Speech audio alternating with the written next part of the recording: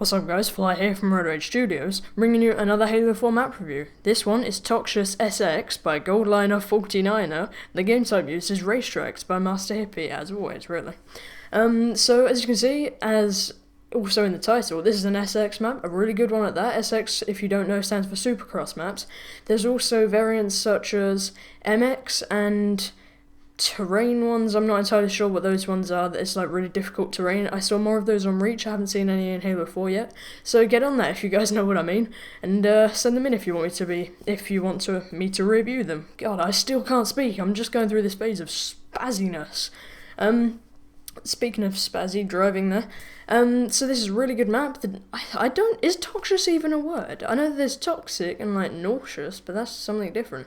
But toxious probably is a word, I don't know. So he's used a lot of different pieces. He's used the green and the purple variations throughout the map, and he's got these green Dominion shields, making it look like that's like toxic waste or toxious waste, if that's a word. I may just be forgetting how to speak.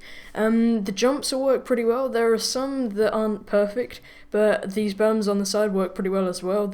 He's made them pretty smooth. I see a lot of people that just don't bother. They just put a dish there and don't really follow it up, but he's used, I think they're barricades, and it really just makes it quite smooth. Overall, it's a really fun map. You jump over some more toxic waste down there with the green and the stones.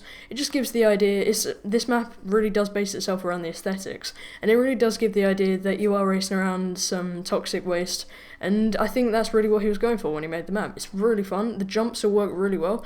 Unless you go in the perfect speed on some of them, you can mess up a bit, but depending on if you land on your front or back wheels, generally it doesn't make too much of a difference. On the whole, you still manage to get your lap alright. So if you're racing this with your friends, don't worry, it's still a pretty competitive map. You won't mess up too much unless you do something completely wrong.